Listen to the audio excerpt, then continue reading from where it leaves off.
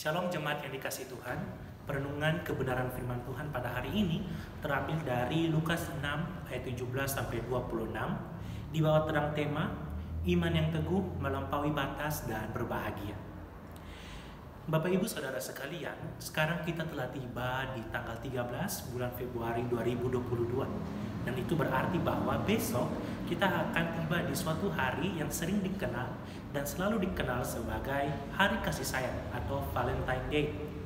Hari Valentine adalah hari di mana kita semua kembali diingatkan atau kembali menciptakan momen bersama mereka yang kita cintai. Tidak hanya itu, selalu ada kisah yang dikaitkan dengan hari Valentine. Dan kisah itu adalah kisah Romeo dan Juliet. Kisah ini adalah kisah yang tragis tapi penuh kagum. Kisah cinta antara dua insan manusia yang tidak direstui oleh keluarga kedua belah pihak karena kedua keluarga tersebut tidak saling bercocokan. Keadaan mereka membuat hubungan mereka menjadi sulit bahkan terlarang. Hal ini membuat Romeo harus mengalami suatu hukuman, yakni dia harus diasingkan jauh dari Juliet. Sedangkan Juliet harus dihukum, yakni dengan dinikahkan dengan seorang pria yang tidak dia cintai. Keadaan ini menekan Juliet, dan akhirnya ia nekat untuk mencari jalan keluar. Ia nekat meminum suatu ramuan agar dia bisa mati suri. Dengan begitu, pernikahannya bisa dibatalkan dan Romeo bisa kembali datang kepadanya. Hal ini berhasil ketika dia meminum obat itu, dia mengalami mati suri. Pernikahannya pun dibatalkan. Dan Romeo yang mendengarkan kabar itu berani untuk mendobrak hukuman yang diberikan kepadanya untuk kembali datang kepada Juliet. Akan tetapi ketika Romeo tiba, dia berpikir bahwa Juliet telah benar-benar mati, sehingga ia pun patah hati dan kecewa. Ia pun memutuskan untuk bunuh diri. Ketika Romeo mati, Juliet yang awalnya mati suri pun tersadar. Ia pun kembali kecewa dan patah hati karena ia menemukan bahwa sang kekasih telah mati di sebelahnya. Dan karena itu, ia pun juga memutuskan untuk bunuh diri. Bapak Ibu Saudara sekalian, saya pikir inilah kekuatan cinta. Cinta membawa mereka yang merasakannya melampaui batas-batas yang berusaha menahan perasaan mereka. Mungkin bagi kita, Romeo dan Juliet adalah sepasang yang bodoh karena dibutakan oleh cinta, sehingga mereka memilih untuk menderita. Tapi bagi mereka, tidak ada kebahagiaan yang bisa mereka rasakan ketika mereka tidak bersama dengan orang yang dicintai, sehingga mereka berani untuk melewati batas kehidupan ini, bahkan kematian, agar bisa bersama-sama dalam cinta. Bapak Ibu Saudara sekalian, bagaimana dengan cinta kita kepada Tuhan? Saya percaya bahwa ketika cinta kita kepada Tuhan yang kita kenal dengan iman itu teguh, maka kita berani untuk melampaui batas-batas keadaan kita karena kita akan menemukan maksud kehendak Allah dan berbahagia dalam situasi apapun. Bapak Ibu Saudara sekalian, teks pembacaan kita hari ini di Injil Lukas mengisahkan ketika Yesus berada di Galilea. Yesus baru saja memilih 12 muridnya dari kumpulan muridnya yang lebih besar. Ke-12 murid itu akan dipilih dan kemudian akan diutus untuk mewartakan kerajaan Allah. Ini berarti bahwa apa yang mereka saksikan tentang Yesus akan menjadi bekal mereka untuk mewartakan kerajaan Allah nanti. Lantas, apa saja yang sudah disaksikan oleh para murid? Mereka telah melihat bagaimana Yesus mengajar dengan berkuasa. Yesus juga melaksanakan suatu mujizat yang membuat heran banyak orang. Ia menyembuhkan orang sakit, seperti orang sakit kusta, dan juga orang yang mati tangan kanannya. Hal ini membuat kabar tentang Yesus tersebar begitu luas. Dalam pembacaan kita menunjukkan bahwa ada orang yang datang dari Yudea dan Yerusalem yang ada di bagian selatan Palestina, dan juga datang dari Tirus dan Sidon yang ada di bagian utara dari Palestina. Bapak Ibu Saudara sekalian, mereka datang dari jauh karena mereka yakin bahwa mereka akan disembuhkan. Lantas apa yang bisa kita refleksikan dari kisah singkat ini? Bapak Ibu Saudara sekalian, benar bahwa iman bertumbuh lewat pendengaran, tapi iman dibuktikan lewat keteguhan. Jarak antara Yerusalem dan Galilea kurang lebih 123 km. Ini berarti bahwa jika mereka akan berjalan kaki, mereka akan menghabiskan waktu 1 minggu perjalanan. Jika mereka menggunakan unta tentu lebih cepat, tapi sebagai manusia tentu mereka harus beristirahat sejenak dalam perjalanan. Hal ini menunjukkan kepada kita bahwa orang banyak itu telah melampaui batas mereka.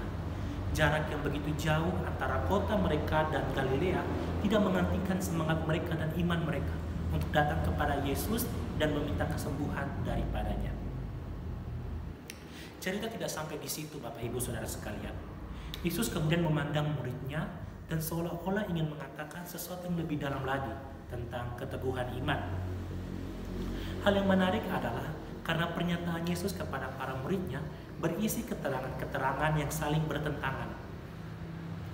Ayat 20-23 memberitahukan kita bahwa berbahagialah mereka yang menderita karena mereka mewartakan kebenaran. Keadaan mewartakan kebenaran membuat mereka menderita, tetapi mereka berbahagia.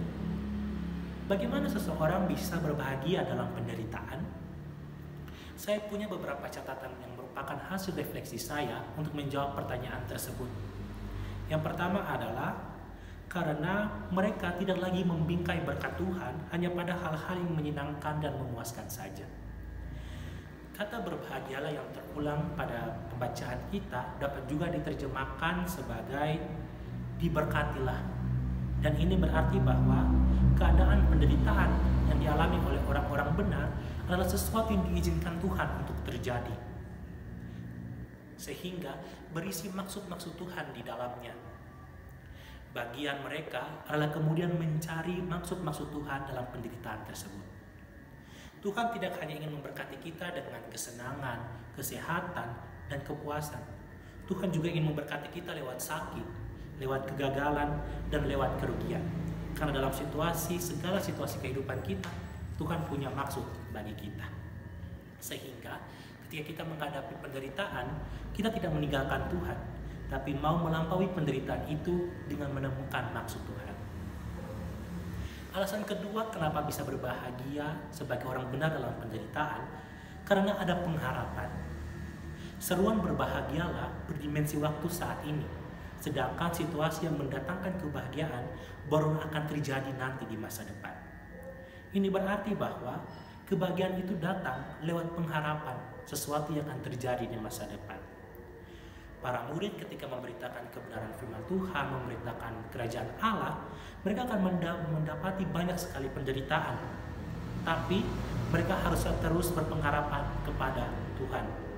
Karena penderitaan ketika melakukan kebenaran akan berganti dengan kemuliaan Bapa di sorga kelak. Tidak ada harapan yang sia-sia di dalam Tuhan. Karena yang lapar akan dipuaskan dan yang menangis akan tertawa. Alasan ketiga kenapa orang benar berbahagia dalam penderitaan adalah karena Tuhan itu adil, Bapak Ibu Saudara sekalian. Mereka yang tidak beriman dengan teguh pasti dihukum. Mereka tidak mempunyai kerajaan Allah. Mereka yang tidak beriman dengan teguh adalah mereka yang tidak melampaui keadaan mereka. Mereka tidak menemukan maksud-maksud Tuhan dalam situasi kehidupan mereka. Mereka terhibur dengan keadaan mereka. Mereka terhibur dengan kekayaan dan juga puas dengan pujian banyak orang, meskipun perbuatan mereka adalah perbuatan yang tidak sesuai dengan kehendak Tuhan. Dan terhadap mereka, Yesus mengatakan, celakalah, bahkan ketika mereka sedang berbahagia saat ini. Bapak Ibu Saudara sekalian, iman yang teguh tidak terhenti hanya pada kondisi kehidupan. Iman yang teguh membawa orang percaya untuk sampai kepada maksud Allah yang ada dalam setiap kondisi kehidupannya. Mereka yang kemudian berduka akan berganti dengan kesenangan. Kenapa? Karena Tuhan adalah adil. Bapak Ibu Saudara sekalian, kita yang telah mengaku percaya saat ini juga diutus untuk memberitakan kerajaan Allah dimanapun kita berada. Tapi tentunya kita tidak melakukannya dengan keadaan yang bahagia saja. Ada penderitaan yang kita terus alami. Salah satu hal yang kita temui saat ini adalah pandemi COVID-19. Kita dihadapi pada ujian-ujian iman. Kita dihadapi pada pilihan, apakah kita mau terbatas hanya pada COVID ini, atau kita mau melihat maksud Tuhan yang hadir lewat COVID pandemi ini. Jika kita terbatas hanya pada keadaan, kita akan jatuh pada sikap mengeluh dengan sulitnya memenuhi kebutuhan hidup kita. Kita juga akan jatuh pada sikap hidup yang cemas karena kita ragu dengan keselamatan diri kita dan juga orang-orang yang kita cinta. Tapi ketika kita beriman dengan teguh, kita akan menemukan maksud Allah dalam situasi pandemi ini. Saya mencatat bahwa pandemi ini bisa saja mengajarkan kita tentang pentingnya waktu dengan keluarga. Kita yang telah sibuk keluar di mana-mana memenuhi kebutuhan hidup, kemudian terpanggil untuk bagaimana hidup di dalam rumah, menghargai waktu bersama dengan orang lain, keluarga kita. Alasan kedua, kenapa pandemi ini bisa membawa kebaikan kepada kita adalah karena kita bisa belajar bagaimana sikap yang tepat ketika beribadah. Ketika kita beribadah di gereja, kita tentu selalu dengan sikap yang baik. Tapi bagaimana jika kita beribadah di rumah? Apa kita memperhatikan sikap kita? Apa kita mempertahankan sikap yang khusyuk di hadapan Tuhan, yang mau duduk dengan tenang dan fokus mendengarkan kebenaran firman Tuhan? Bapak Ibu Saudara sekalian, keteguhan iman membawa kita melampaui batas-batas keadaan kehidupan kita dengan mencari maksud Allah. Jika Romeo dan Juliet menunjukkan bukti cinta mereka dengan melampaui batas kematian, maka bagaimana dengan kita menunjukkan cinta kita kepada Tuhan? Selamat mempertahankan keteguhan iman dalam anugerah kehidupan yang telah Tuhan berikan dengan mengingat bahwa iman yang teguh melampaui batas dan berbahagia. Amin.